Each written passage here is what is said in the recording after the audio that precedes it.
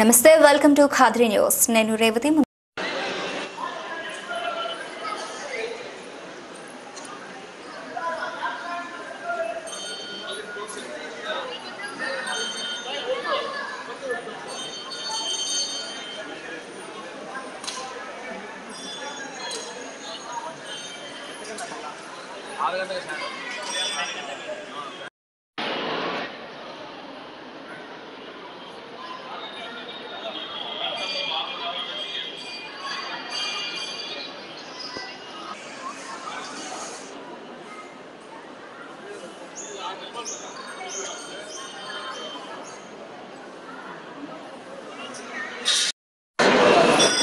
మంగళం నారసింహాయ మంగళం గుణసింధవే కాద్రీపుర నివాసాయ కాద్రీ లక్ష్మీ నారసింహాయ మంగళం.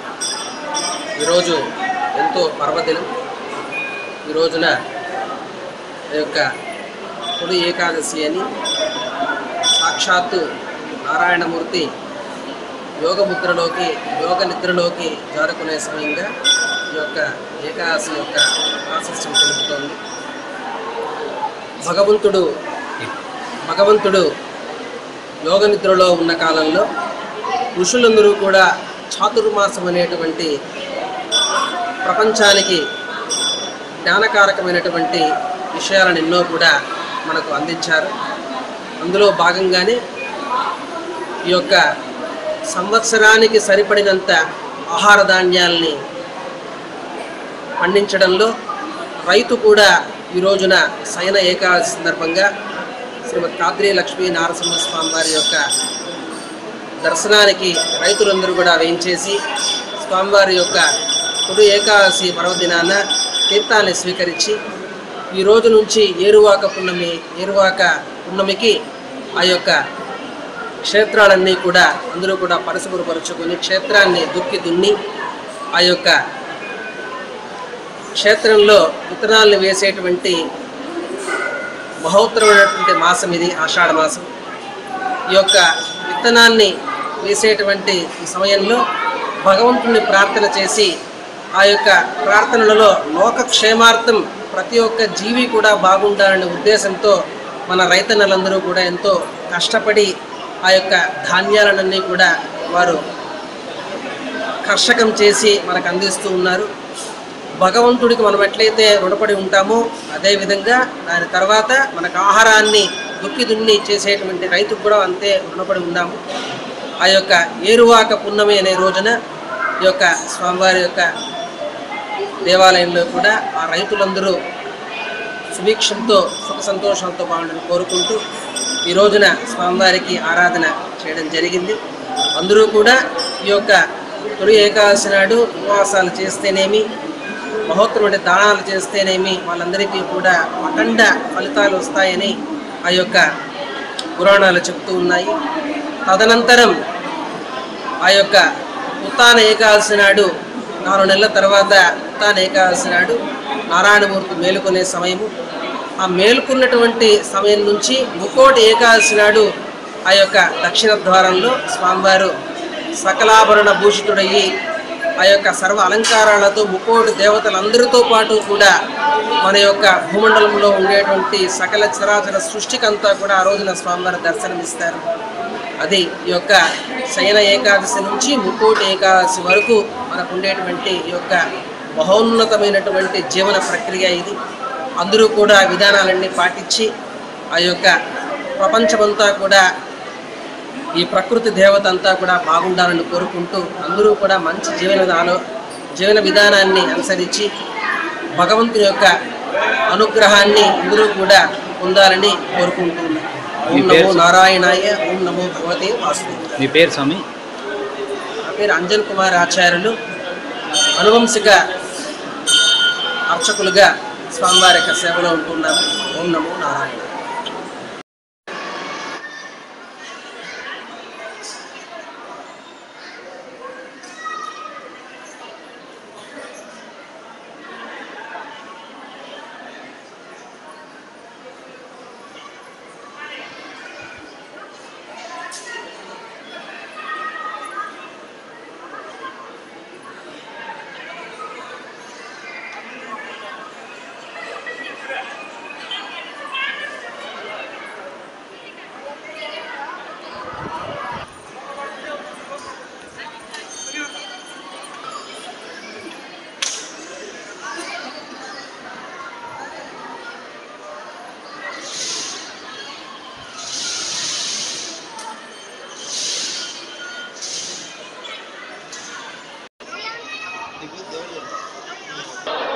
స్వామివారి అన్న ప్రసాదం ఉందండి.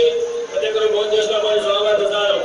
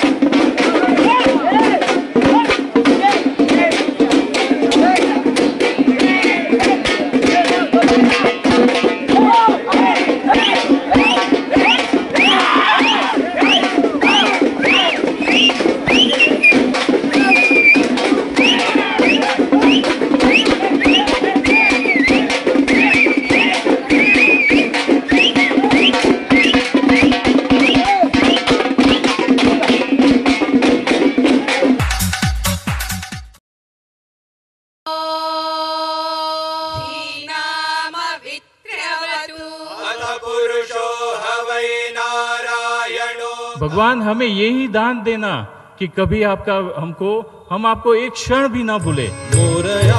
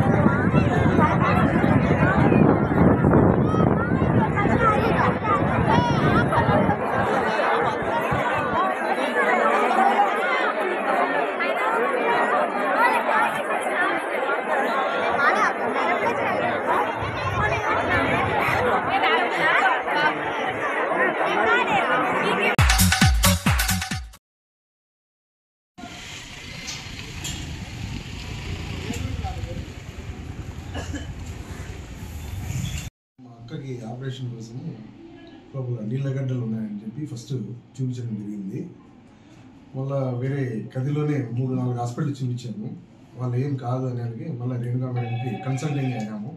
దాని తర్వాత 5 మంది సర్జన్స్ వస్తారు, స్పెషలిస్టు, వాళ్ళ తరఫున చేపిస్తామని చెప్పి వాళ్ళ ధైర్యం ఇచ్చిన తర్వాత మేము కానీ వాళ్ళకి సపోర్ట్ చేసి ఆపరేషన్ సక్సెస్ చేయండి మేడం, మీకు నమ్మకం వచ్చినామని చెప్పి చేపించిన తర్వాత madam, Anusha madam, Renuka madam వీళ్ళంతా సపోర్ట్ చేసి నఖీబు, బాలా మేడం వీళ్ళంతా సక్సెస్ చేసి మా అక్కకి ఆపరేషన్ చేసిన దానికి వాళ్ళ తరఫున ధన్యవాదాలు. రేణుకా వాళ్ళ మేడం హస్బెండ్కి అందరికీ మా తరఫున శుభాకాంక్షలు చెప్తాను.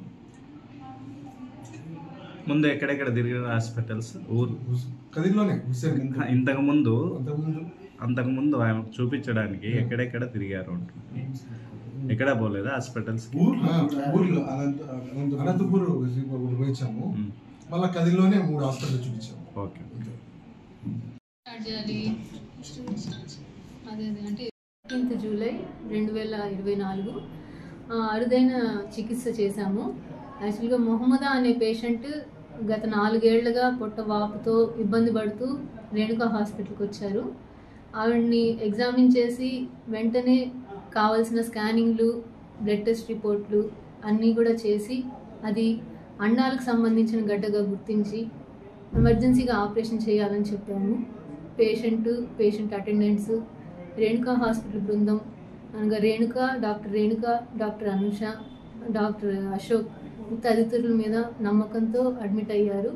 సోమవారం నాడు ఆపరేషన్ చేయడం జరిగింది. ఆవిడ నుండి 12 కేజీల గడ్డని, 5 లీటర్ల నీళ్ళని తీయగలిగాము. ఇప్పుడు ఆపరేషన్ చేసిన సర్జన్లు డాక్టర్ అనుష, డాక్టర్ విజయ్, మత్తు డాక్టర్ మాలా గారు అందరం కూడా పేషెంట్ని చూసుకొని ఇప్పుడు 2 రోజులైనా కూడా పేషెంట్ స్టేబుల్గా ఉంది. ఈ విజయాన్ని మేమందరము మీతో పంచుకోవాలని అనుకుంటున్నాము. అలాగే ఇలాంటి చికిత్సలు ఎన్నో చేయాలని, ప్రజలకు సేవ చేయాలని బృందం డాక్టర్ రేణుక, డాక్టర్ అశోక్ గారు మేము ఎంతగానో ఆశిస్తున్నాం. ధన్యవాదాలు. ఊరు తెలియదు. కదిరేనా సార్? పేషెంట్ డీటెయిల్స్ చెప్పండి మేడం.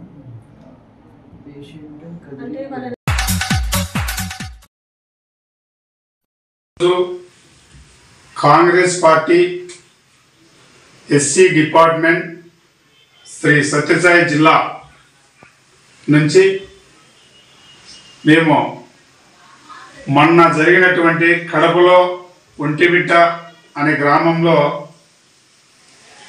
కదిరి ప్రభాకర్ దళితులపైన జరిగినటువంటి దాడిని ఈరోజు మేము పూర్తిగా ఖండిస్తున్నాం. మరి భారతదేశంలో రాజ్యాంగం వచ్చి 75 సంవత్సరాలైంది. ఆ చట్టాలు, ఆ రాజ్యాంగంలో రాసినటువంటి చట్టాలు ఎస్సీల పైన దాడులు జరిగితే తక్షణమే అరెస్ట్ చేయాలని చెప్పి రాజ్యాంగంలో ఉన్నది. ఆ చట్టాలన్నీ ఎట్టిపోయినాయి, ప్రజాస్వామ్యం ఎట్టిపోయింది. కాబట్టి అధిక ప్రభుత్వాలు మారుతూనే ఉన్నాయి, వస్తూనే ఉన్నాయి, పోతూనే ఉన్నాయి.